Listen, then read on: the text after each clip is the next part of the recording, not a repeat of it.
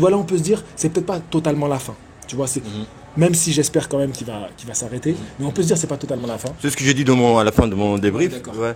J'ai dit, je vous invite à aller voir, mais je disais que est-ce que c'est fini pour lui ou pourquoi pas continuer, on ne sait pas. Après, la décision lui appartient. S'il se sent KO, qui n'a pas pris de KO, tu vois, je fais vraiment court, mais quelle carrière. Il n'a pas besoin de revenir encore. Quelle carrière il nous a fait. Quelle carrière, c'est vrai. Et il ne faut pas, justement, la carrière, il ne faut pas, les poteaux d'Ato, retourner sa veste. Non.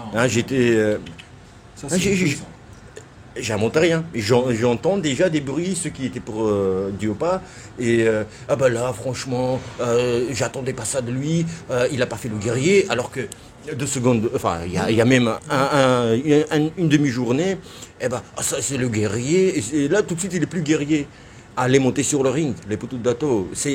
Il a pris les coups peut-être d'un champion olympique précis, il travaille, c'est un robot, il a un staff, Tony Yoka, extraordinaire, il a que ça pour devenir champion, donc il n'a pas perdu contre n'importe qui. Non, et puis Yoka, il a progressé, c'est plus le Yoka olympique, ça y est, c'est terminé ça les gars, c'est plus le Yoka olympique, et puis il a fait attention aussi, et puis alors juste on va répondre aux gens, je comprends votre frustration, je comprends, on vous avait vendu le combat, on vous avait dit que Diop,a il allait enfin bouger Yoka. Je comprends votre frustration, mais à tête reposée, regardez le combat. Regardez les quelques secondes du combat. Vous allez voir l'intensité, vous allez voir la précision. C'est extraordinaire. Donc voilà, je veux dire, je comprends votre frustration, mais attention, on a un Yoka qui lui a fait ces preuves-là, et bravo à lui. Et je voulais dire, t'as vu Yoka, après, à la fin, je sais pas si t'as entendu, le discours qu'il a tenu, où il s'excusait s'il avait blessé Diop,a.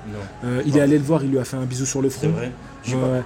Et ça m'a touché ça, tu vois, parce que je me suis dit, alors bon, il a eu encore le geste d'humeur quand il finit le combat, il lui crie dessus, mais je veux dire, regardez Tyson quand il bat Frazier, il va dans la foule et il insulte quelqu'un, et je me demande même si c'est pas Joe Frazier qui l'insulte. Et je sais que vous aimez beaucoup Joe Frazier. Vas-y, je te laisse reprendre. Non, continue. Et je veux dire, ça, c'est après combat, tu t'imagines, moi je vous dis, tout ce que tu as à encaisser, emmagasiner comme énergie, quand tu la ressors, que ça sort en quelques secondes, t'as encore du trop plein d'énergie. Et le plus frustré là-dedans, c'est Diop,a. Diop,a, il a passé une nuit horrible, je suis sûr. Il a dû en chialer. Moi, j'en aurais pleuré. Franchement, je peux comprendre qu'il ait chialé cette nuit-là. T'imagines les mois de préparation, la dureté dans les camps, les gens qui t'ont soutenu, tu penses à tout ça, tu penses aux gens qui t'ont soutenu, et tu te dis, putain, je les ai déçus. Putain, j'ai été KO au premier round. Putain, j'ai pas montré quelque chose, j'ai pas montré ce que j'étais. T'imagines la frustration pour lui, et vous allez lui dire, tu t'es couché? Mais vous êtes des malades. Vous êtes des malades. Lui, il prend le pire coup de sa vie, là. Dans son... Tu sais, la boxe, c'est un sport d'homme, c'est aussi un sport d'humilité. Et tu te fais détruire dans ton ego, c'est dur. Même là, ce que je dis, j'ai un peu honte de le dire, parce que s'il écoute, ça va lui faire du mal. Mais c'est juste pour que vous vous rendiez compte. Vous êtes fou de l'insulter. Et ce qu'il a pris là, c'est déjà...